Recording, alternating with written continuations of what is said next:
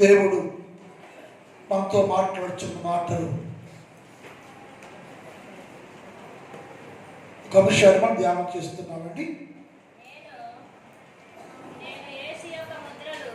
నేను యేసు యొక్క ముద్రలను నా శరీరమందు ధరించి ఉన్నాను.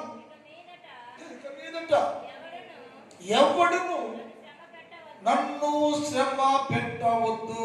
ఈ వాక్యాన్ని రాత్రి కాలంలో కొంత భాగాన్ని ధ్యానం చేశాం.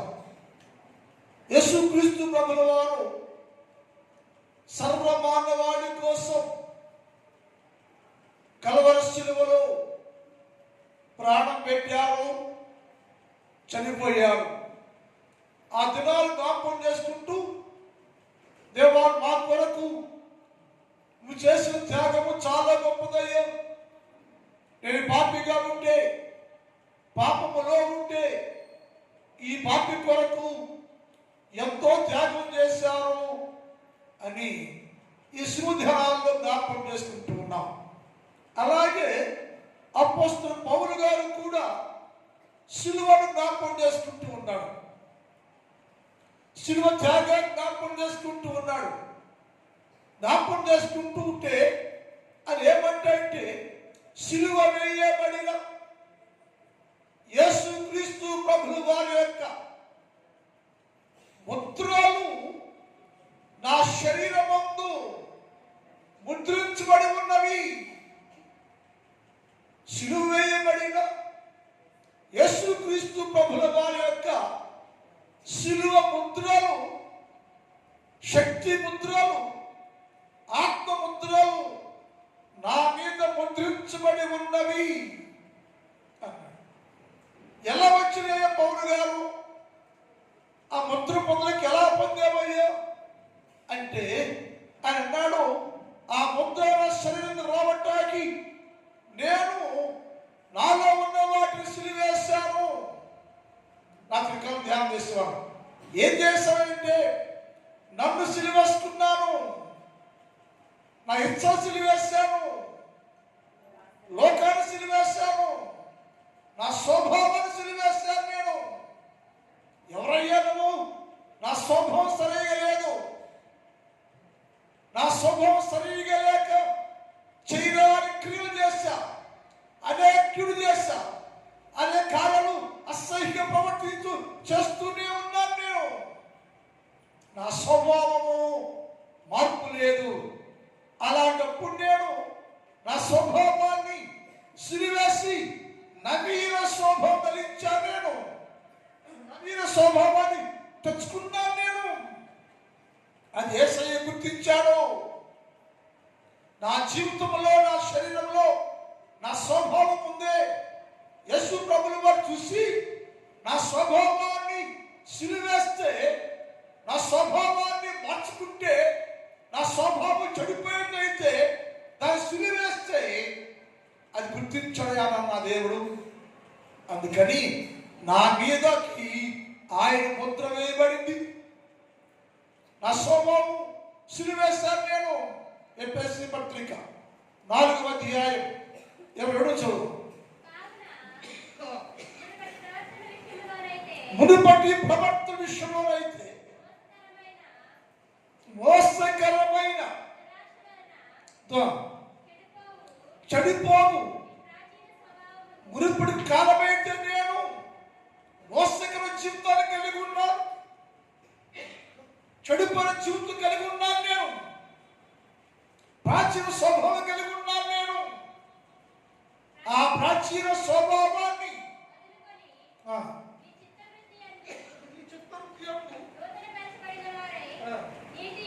నీతియు యథార్థమైన భక్తి కలిగి ఉండడానికి నేను దేవుని కొరకు నవీన స్వభావంగా మార్చబడ్డాయో. నాలో ఉన్న ప్రాచీన స్వభావం, పాప స్వభావాన్ని విడిచిపెట్టేశాను. నేను సిలివేశాను. నేను చంపేశాను. నేను అందుకే నేను అందరికంటే శ్రేష్టంగా ఉన్నా. దేవుని యొక్క ముద్రలు నేను కలిగి ఉన్నాను. నేను అది అవసరం మనకి. నువ్వు క్రైస్తవుడైతే నీ స్వభావాన్ని సిరివైకపోతే, ప్రాచీన స్వభావం అలాగే ఉంటే, మోసకర స్వభావం అలాగే ఉంటే, శిలువ ధ్యానం చేస్తే దానివల్ల వచ్చి ఒలిగేది ఏమి లేదు. ఇన్ని సంవత్సరాలు మనం శిలువ ధ్యానం చేస్తున్నాము. ఎప్పుడైనా నాలో నా స్వభావం బాగోలేదు, నా స్వభావం పాప స్వభావం తసివేయాలి అని అనుకున్నావా? ఈ స్వభావాన్ని మార్చుకున్నావా? తల్లి కడుపుని కాడ్చి 50 ఏళ్ళు 60 ఏళ్ళు 70 నీ బుద్ధి అలాగే వచ్చే కారణం నీ జీవితంలో మార్పు లేదు, వాక్యం భయం లేదు, శివం త్యాగం భయం లేదు నీకు. అందుకని చేసే పౌలు అన్నాడు, నేను అలా కాదయ్యా, నేనైతే ఆయన నా కోసం సిలువేయబడ్డాడు, నా కోసం చనిపోయాడు, ఆయన నా దుర్మార్గం కోసం సిలువేయబడ్డాడు. కాబట్టి నాలో ఉన్న ప్రాచీన స్వభావాన్ని నేను కొసివేస్తున్నాను. కొలస్సీ పత్రిక 3వ అధ్యాయం 9-19. కొలస్సీ పత్రిక. అమ్మా, ఒకరితో ఒకరు అబద్ధం ఆడకుడి, ఏలయనగా ప్రాచీన స్వభావాన్ని దాని క్రియతో కూడా నేను పరిత్యజించి జ్ఞానము కలుగు నిమిత్తము దాన్ని సృష్టించిన వాడికి కోరిక చొప్పున నవీన స్వభావాన్ని ధరించుకున్నానని నేను. నా దేవుని కోరిక ఏంటంటే, నీ జ్ఞానం లేదు, తెలుగు లేదు, బుద్ధి లేదు, నీ స్వభావం సరైనది కాదు, అయితే దాన్ని తీసివేయాలని నా యేసయ్య కోరిక. అయితే యేసుక్రీస్తు కోరిక మేలక నేను నవీన స్వభావాన్ని ధరించుకున్నాయ్యా. ఎప్పుడైతే నాలో ఉన్న పాప స్వభావం పాడైపోయి కొత్త స్వభావం వచ్చిందో, పరిపూర్ణం చేయబడ్డాను నేను. ఎలాగంటే యేసుక్రీస్తు ప్రభు యొక్క శిలువ యొక్క శక్తి, యేసుక్రీస్తు ప్రభు యొక్క కలవర రక్తం నన్ను శుద్ధి చేసిందయ్యో. నా కొరకు చేసి చనిపోతే ఏం చెయ్యొద్దు ఆయన కోసం. యేసు ప్రభువు నా కోసం చనిపోతే ఆయన కోసం ఏం చెయ్యొద్దా? ఏం చేస్తావా అంటే, నాలో ఉన్న పాప స్వభావాన్ని సిరివేసేసాను, శుద్ధి చేయబడ్డాను నేను, పత్తు చంపేశాను, నాలో ఉన్న సౌలుని చంపేసి అతమాటి సమాధి చేశాను నేను. అందుకని ఆయనకి నా మీద దయగలిగి ఆ ముద్ర వేసవయ్యే నా మీద అన్నాడు. రెండోది, ఎందుకు పౌలు నీ మీదకి యేసుక్రీస్తు శిలువ ముద్ర వేయబడింది అంటే, ఆయన చెప్పాడు, ఎప్పుడైతే నేను అన్ని సిలివేశానో నేను నూతనంగా చేయబడ్డానయ్యా. అన్ని సిలివేశాను, నేను చంపేశాను, నేను నూతనంగా చేయబడ్డాను, నూతన వ్యక్తిగా మార్చబడ్డాను. మార్చిన వెంటనే నా ప్రభు చెప్పాడు, సౌలా నువ్వు లేచి ప్రార్థన చేసుకుని బాప్తిసం పొంది నీవు శుద్ధి చేసుకొని కడిగి వేసుకొని చెప్పాడు. అయ్యో, ఆ మాట చెప్పగానే నేను లేచి నేను యేసుక్రీస్తు ప్రభువుని ధరించుకున్నాను. నేను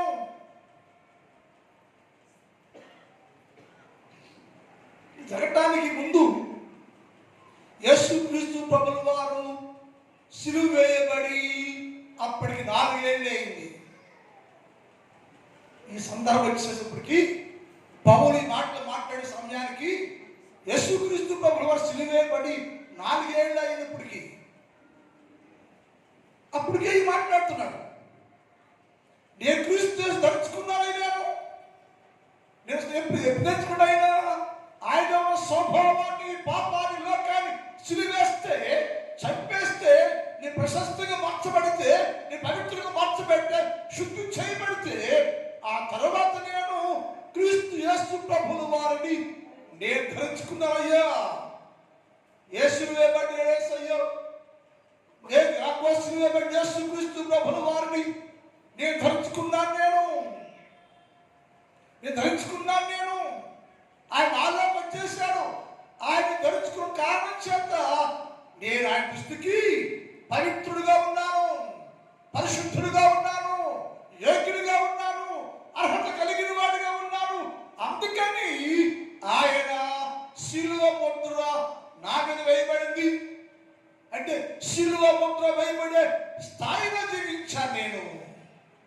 అలాగే క్రీస్తు యేసు ప్రభుని ధరించుకున్నాను నేను. కల్తీ పత్రిక 3:27 క్రీస్తులోనికి మీరందరూ క్రీస్తు ధరించుకున్నారు అన్నాడు. నేను క్రీస్తు ధరించుకున్నాను, నేను యేసు క్రీస్తు ధరించుకున్నాను నేను. ఇదే ప్రశ్న మనం వేసుకున్నాం. అందరూ బాప్తిస్మం గారు యేసు ధరించుకున్నారా? చెప్తాను యేసు ధరించుకున్నా నేను అని చెప్పి ధైర్యం ఉంటుందా? ఉందేమా మునిగేమా వచ్చామా అని తేటలేది, క్రియేది, జీవితం లేది, మాదిరి ఏది, ప్రార్థన ఏది, అనుభవం ఏది, ఆశ్రయం ఏది?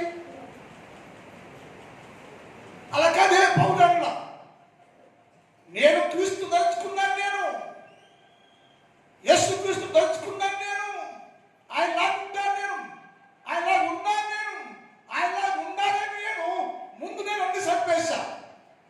అన్ని చంపేసినాకే క్రీస్తుని ధరించుకున్నాను నేను. మనం ఏం చేస్తాం? ఏమి చంపకుండా క్రీస్తు ధరించుకున్నాం. అది పౌలుకి మన తేడా. పౌలేమో అన్ని చంపేసి సిలువేసినాక క్రీస్తు యేసు ధరించుకున్నాడట. మనకేమో ఏమి చంపేయకుండా లోన పెట్టుకుని బండలాంటి పాపాలు గుండెల్లో పెట్టుకుని యేసు ప్రభు ధరించుకున్నాను చెప్తే ఆయన లోనలో బరువుకి అది బయటికి వెళ్ళిపోతా ఉన్నాడు. లోనేమో బరువు అయిపోతుంది, పాపం యేసు బయటికి వెళ్ళిపోతున్నాడు. పేరుకి మాత్రం క్రీస్తు ధరించుకున్నాం అంటున్నాం మనం. ఎలా ఏది రుజువేది ధరించుకుంటే రుజువేది నీకు పోరాడినాడు. ఎందుకయ్యా నీ శరీరం మీద ఆయన వేసిన ముద్ర అంటే నేను క్రీస్తు యేసుని ధరించుకున్నా. ఎప్పుడయ్యా బాప్తిస్మము ద్వారా నేను క్రీస్తు యేసు ప్రభుని ధరించుకుని యేసులోకి వచ్చేసిన నేను ఎప్పుడైతే క్రీస్తు యేసు ధరించుకున్నానో నేను పరిశుద్ధంగా మార్చబడ్డా, పవిత్రంగా మార్చబడ్డా, శుద్ధి చేయబడ్డా. నేను యేసులాగా మార్చబడ్డా, క్రీస్తు యేసు స్వారూప్యంగా మార్చబడ్డా. ఎందుకంటే యేసు ప్రభు నా కొరకు సిలువేయబడ్డాడు, చనిపోయాడు. ఆయన స్వారూప్యం నాకు కావాలయ్యా. ఆయన స్వారూప్యం నాకు కావాలంటే నేను క్రీస్తు యేసులాగా మారాలని, క్రీస్తు యేసు ప్రభుల వారిని నేను ధరించుకున్నానయ్యా. అది రోమపత్రిక 13:14 చదువుతాం. రోమ 13:14 రోమ 13:14 చదువుతాం. యేసు క్రీస్తు ప్రభువును ధరించుకున్న వారై శరీరేచ్ఛలను శరీర విషయమై రాకూడదు. ఎందుకని?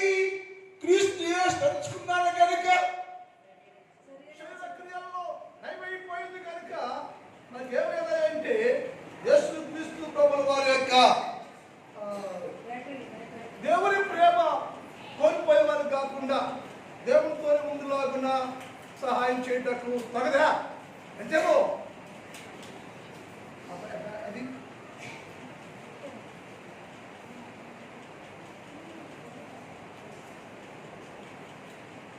చాలా బాగా చేసే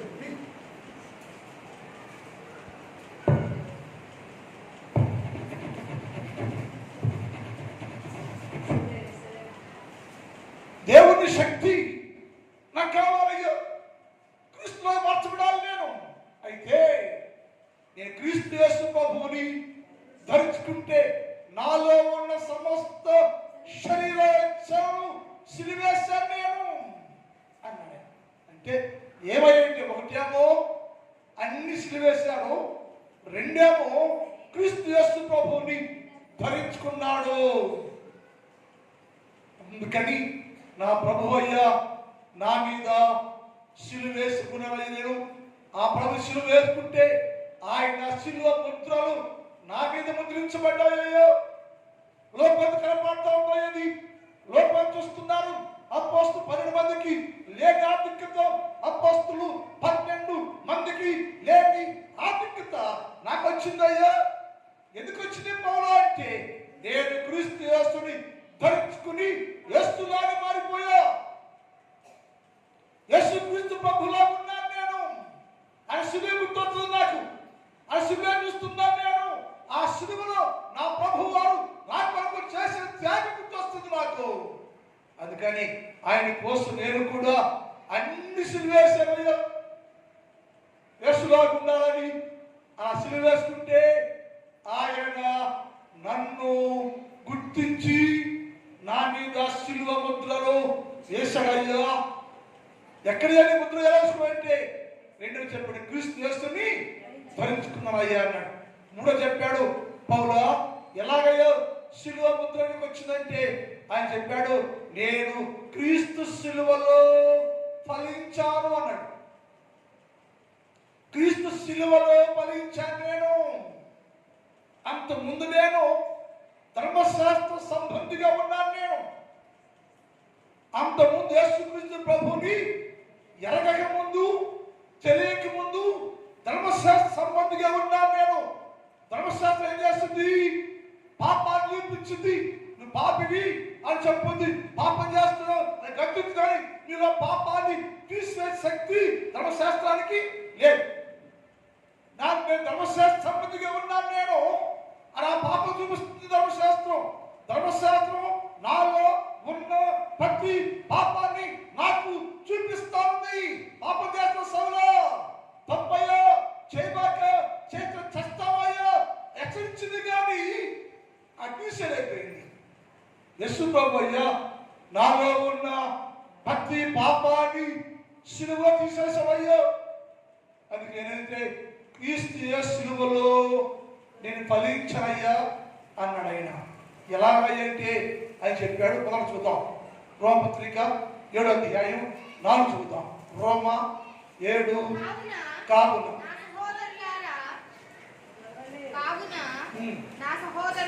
నా సహోదరులారా, దేవుని కొరకు నేను దేవుని కొరకు ఫలము పొందునట్లు మృతులలో నుండి లేపబడిన క్రీస్తు వేరొకని చేరటానికై నేను ఫలించని నేను. క్రీస్తు యేసు ప్రభు ఉన్నాడే, సిలువ వేయబడి చనిపోయి సమాధి చేయబడి లేపబడ్డాడే, ఆ క్రీస్తు ప్రభుల వారిని చేరుకోవడానికి ఏం చేయాలంటే ఫలించాలి. ఫలము లేకుండా, ఆత్మిక ఫలము లేకుండా ఫలించకుండా నేను సిలువ వేయబడ్డ యేసుక్రీస్తు ప్రభువుని అన్య స్థలంలోకి వెళ్ళలేను. నేను ఆ ప్రభువుని చేరుకోలేను. నేను ఆ ప్రభువుని చేరుకోవడం కోసం నేను ఏమైతే సిలువలో చిగురించాను, ఫలించాలి. నేను అంత ముందయ్యో నాకు ఫలం ఉంది, కానీ ఆ ఫలం ఏంటంటే మరణకరమైన ఫలం అంటది. అంత ముందు కూడా యేసుక్రీస్తు ప్రభువుని ఎరగక ముందు కూడా ఫలిస్తూనే ఉన్నా, చిగురుస్తూనే ఉన్నా, ఫలించాలి. కానీ ఆ ఫలము ఎలాంటంటే మరణకరమైన ఫలం అది అయిపోతుంది. మనము శరీర సంబంధం గమనించాలి. అంత ముందు నేను శరీర సంబంధం ఉన్నాను. నేను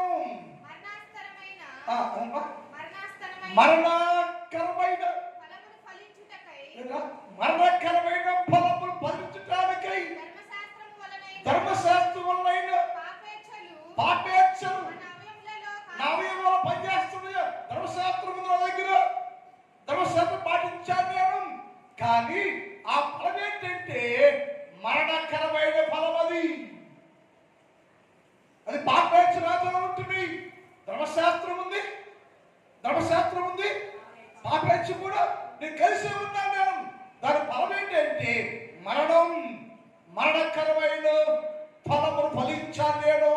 ఇప్పుడైతే యేసుక్రీస్తు ప్రభుల వారు సిలువ వేయబడితే, యేసుక్రీస్తు ప్రభు సిలువలో ఆ చనిపోతే, నాకు చనిపోతే, ఆ సిలువను నేను కలిగి ఉంటే, ఆ సిలువ కోసం నేను కూడా త్యాగం చేస్తే నాకు ఏమైనా అంటే నేను క్రీస్తు యేసును చేరుకోవడం కోసం ఫలించలేను. ఫలము కలిగి ఉన్నాను నేను, ఫలించాను నేను. ఏ ఫలం అయ్యది? నీ ఫలించే ఫలము క్రీస్తు యేసు ప్రభుని చేరుకోవటానికి, లేక యేసు క్రీస్తు ప్రభుల వారి సిలువ ముద్రలు నీవు కలిగి ఉండడానికి ఎలాంటి ఫలము నీవు ఫలించాలి అంటే అది క్రీస్తు యేసుని చేరుకోవడానికి అనుకూలమైనటువంటి ఫలం అది. అదే రోమా 6 అధ్యాయం 20 చదువుదాం. రోమా 6:20 చదువుదాం. అమ్మా, పాపము రచితము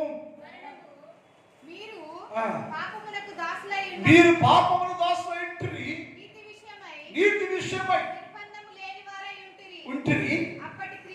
అప్పటి క్రియల వలన మీకేమి ఫలము కలిగిందయ్యా? నువ్వు ధర్మశాస్త్రం ఉన్నప్పుడు, యేసు లేకుండా ఉన్నప్పుడు నీకు కలిగిన ఫలము ఏంటంటే వాటిని గురించి సిగ్గుపడుతున్నారు. ఎందుకంటే అది మరణకరమైన ఫలమయ్యా. ఫలించావు నీవు, ఫలముంది నీకు. కానీ యేసు లేని క్రియది, యేసు లేని ఫలమది. ఆ ఫలం ఏంటంటే మరణకరమైన ఫలం అది. దానికి అది ఫలించింది. కానీ ఇప్పుడు చూసుకుంటే నేను సిగ్గుపడుతున్నాను. తర్వాత వాటి అంత మరణమే అయినను ఇప్పుడు పాపము నుంచి నేను విమోచించబడ్డాను. దేవుని దాసులైనటువంటి మీరు కూడా మీకు దేవుని దాసులుగా మార్చబడిన తర్వాత పరిశుద్ధత కలుగుతాయే నాకు ఫలము, అది నిత్య జీవము. అది మరణకర ఫలమేమో మరణం అంటే ఆ ఫలం ఫలిస్తే, మరణకర ఫలం ఫలిస్తే, పాపం అనే ఫలం ఫలిస్తే అంత అంతమేంటంటే మరణం. ఎప్పుడైతే నేను క్రీస్తు యేసు సిలువలోకి మార్చబడ్డానో, సిలువ వేయడానికి ఇష్టపడ్డానో, నాలో అన్ని సిలువేశానో, నేను పవిత్రులుగా మార్చబడితే, పరిశుద్ధులుగా మార్చబడితే క్రీస్తు యేసు పుత్రుడు నాలో రావటానికి ఏమయ్యారంటే ఫలించాను నేను. ఆ ఫలం ఏంటంటే నిత్య జీవం. ఇప్పుడు నిత్య జీవులకు వెళ్ళాలి నేను. యేసుక్రీస్తు ప్రభువుల వారిని కలుసుకోవాలి నేను. కలుసుకోవాలంటే ఏం చేయాలంటే యేసుక్రీస్తు ప్రభు యొక్క ముద్రలు నా మీదకి రావాలంటే నేను ఏం చేయాలంటే నాలో ఉన్న పాప మరణాన్ని దూరపరిచేసి ధర్మశాస్త్రం పొలంలో వచ్చిన పాప ఫలము తీసివేయబడి ఇప్పుడు నేను క్రీస్తు యేసులో దాసులుగా ఉంటే పరిశుద్ధత అనే ఫలము నేను కనుగొనయ్యా. పరిశుద్ధత ఫలం వచ్చింది నాకు, ఫలించాను నేను. ఎవరి కోసమై అంటే క్రీస్తు యేసు కొరకు. ఆయన పరలోకంలో ఉంటే ఆయన కలుసుకోవడానికి నేను ఏం చేశానంటే ఫలభరిత జీవితాన్ని జీవించి ఫలించాను నేను. నేను ఫలించిన వెంటనే నా మీద క్రీస్తు యేసు ముద్రలు వేయబడెను. క్రైస్తవుడా, 100 ఏళ్ళ నుంచి చేస్తున్నామా? ఎంతమంది మీద శిలువ ముద్ర వచ్చింది? ఎంతమంది శిలువ ముద్ర కలిగి ఉన్నారు? నిత్య జీవం అనే పరిశుద్ధ ఫలము కలిగి ఉన్నావా? క్రీస్తు యేసు ముద్రలు నీ మీద ముద్రించబడి ఉన్నావా? యేసు ముద్రలు లేకుండా ఉంటే నీ ప్రయోజనం ఏమి లేదండి. ఎంత విశ్వాసైనా, భక్తుడైనా, బిషప్ అయినా, నేనైనా, నాకంటే భక్తుడైనా ఎవరైనా సరే క్రీస్తు యేసు ప్రభువుల వారి ముద్ర నీ శరీరంలో లేకపోతే ఎప్పటికీ సిలువలో నుంచి లేచి యేసు క్రీస్తు ప్రభువుని కలుసుకునే అవకాశం నీకు లేదు. ఫలించాలి నువ్వు, ఫలం కలిగి ఉండాలి నువ్వు. అప్పుడే నీకు క్రీస్తు యేసు ప్రభువుల వారి యొక్క ముద్రలు వేయబడతాయి. అవునా? ఎలా వచ్చాయంటే ఒకటేమో సిలువ వేసుకున్నాయి అని చెప్పాడు, రెండేమో క్రీస్తు ప్రభువుని ధరించాను నేను అని చెప్పాడు, మూడు చెప్పాడు ఎందుకంటే నేను క్రీస్తు యేసు కలుసుకోవడానికి అనుకూలముగా నేను ఫలించానయ్యా. ఆ ఫలం ఏంటంటే నీతి, పరిశుద్ధ అనే ఫలమయ్యది. అది దాని ఫలించడం వల్ల నాకేం కలిగిందంటే నిత్య జీవములో ఉన్న యేసు క్రీస్తు ప్రభువుని కలుసుకునే అవకాశము నాకు కలిగిందయ్యా. పరలోకంలో ఉన్న యేసు క్రీస్తు ప్రభువుల వారిని కలుసుకునే అవకాశము నాకు కలిగిందయ్యా. కలుసుకోవాలని నేను ఫలించానయ్యా. ఫలించడానికి చాలా శ్రమ అనుభవించాను నేను. యేసులోకి మార్చబడడానికి, ఫలం ఫలించడానికి ఉండడానికి, ఇతడు పరిశుద్ధ అనే భావం కలిగి ఉండడానికి నేను చాలా శ్రమ అనుభవించాను. నేను నా దేవుని కొరకు ఎన్నో హింసలు అనుభవిస్తే నా యేసయ్య నా కొరకు శ్రమ, హింస, బాధ కలిగి ఉంటే నేను కూడా ఆయనలాగా ఉండాలి. ఆయనకు ఎన్నో చేస్తే ఆయన భక్తి కలిగి గుర్తించి, నాలో ఉన్న పవిత్ర జీవితాన్ని గుర్తించి నా మీద శిలువ ముద్రలు వేస్తాడు. అయ్యా, అది కాదు, ధన్యత అయింది, ఆ ధన్యత అయింది నాకు. కానీ మనం ఏం చేయాలి? రాత్రి కాలంలో మనము కూడా క్రీస్తు శిలువ ముద్రలు కలిగిన వారుగా ఉండాలి. కలిగిన వారుగా ఉండాలి అంటే నువ్వు సిలువేయబడాలి. రెండోది క్రీస్తు ధరించుకోవాలి. మూడవది క్రీస్తు కొరకు ఫలించేవారుగా ఉండాలి. అప్పుడే నీ జీవితానికి విలువ, సిలువకు విలువ కలిగి నీవు దేవుని సన్నిధిలో దేవుని కలుసుకునే అవకాశం నీకు ఉంటుంది. ప్రార్థన మిగిలిన భాగాన్ని రేపటి కాలం ధ్యానం చేద్దాం. ఏమైంది? మా తండ్రి, నీ పాదములకు స్తోత్రాలు. పరిశుద్ధుడు అయిన దేవ, మీకే స్తుతి స్తోత్రాలు తండ్రి. భక్తుడు పౌలు గారయ్యో, నా మీద శిలువ ముద్రలు వేయబడి ఉన్నవి, మన శ్రమ పట్టుబాకండి, నా జోలికి రాబాకండి, నేను క్రీస్తు యేసు ప్రభువును పరిపూర్ణంగా కలిగి ఉన్నాను అని చెప్పాడు తండ్రి. నువ్వు మా కొరకు శిలువ పడ్డావు ప్రభు, మేము కూడా నీ కొరకు శిలువ పడేవారు. మాలో ఉన్న సమస్తాన్ని శిలువ వేసుకొని, శిలువ వేయబడి నీలో ప్రభు ఫలించేవారుగా నిత్య జీవానికి వారసులుగా ఉండే భాగ్యం దయచేయ్యా. మా కొరకు మమ్మల్ని ప్రేమించావు తండ్రి, మాకు శిలువ పడ్డావు ప్రభు, మేము కూడా ప్రభు శిలువను అనుసరిస్తూ జీవించే ధన్యత కలుగు చేయండి అయ్యా. రాత్రి రెండు వాక్యాన్ని అర్థం చేయకుండా ఇప్పుడు ప్రభు వాక్యం ప్రకారం జీవించే జీవితాలు కలుగు చేయమని ప్రార్థన చేస్తున్నాం తండ్రి. అలాగే నాయన, మీరు చేసిన అందరూ దీవించండి, ఆశీర్వదించండి, బలపరచండి, సహాయం చేయండి. నా సంఘాన్ని దీవించండి, నా సంఘాన్ని కాపాడండి, నా సంఘంలో ఉన్న ప్రతి కుటుంబాన్ని దీవించండి, ఆశీర్వదించండి. ఏ కుటుంబానికి ఏది కావాలో సహాయం చేయండి. వ్యవసాయం చేస్తున్న ప్రతి వ్యవసాయదారుడు మంచి పంటలు పుచ్చుకోవడానికి సహాయం చేయండి, దీవించండి, పంటలను కాపాడండి, సహాయం చేయండి ప్రభు. కష్టపడి పనులు చేస్తున్నా వీళ్ళందరూ దీవించండి, పని పాటల్లో తోడుగా ఉండండి, మంచి ఆరోగ్యం ఇవ్వండి, బలాన్ని ఇవ్వండి, శక్తిని ఇవ్వండి. అలాగే పరీక్షలు రాస్తున్న బిడ్డల కొరకు ప్రార్థన చేస్తున్నాను. ప్రతి బిడ్డను దర్శించండి, జ్ఞానమునివ్వండి, తెలుగునివ్వండి, జ్ఞాపకశక్తి నుండి ప్రతి సబ్జెక్ట్ లో బిడ్డలు ఫస్ట్ ర్యాంక్ లో పాస్ అవ్వాలి తండ్రి. నీ కార్యం చేయయ్యో, నీ కార్యం చేయయ్యో, విచారించమని పొందుకోవాలని యేసు వారి పరిశుద్ధ నామములో ప్రార్థిస్తున్నాం తండ్రి. ఆమేన్.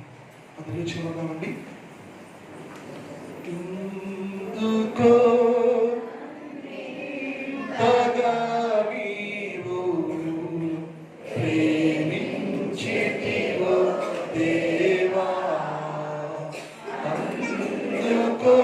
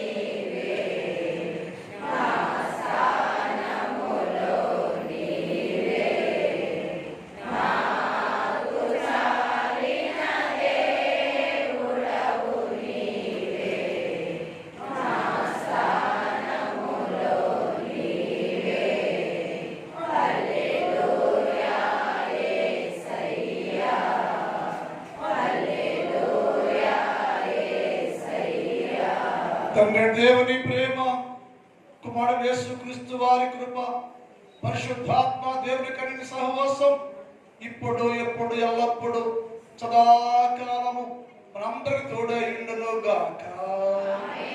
ఆమేన్. హల్లెలూయా, హల్లెలూయా. ఎందుకు వందనాలండి, క్షేమంగా వెళ్ళండి.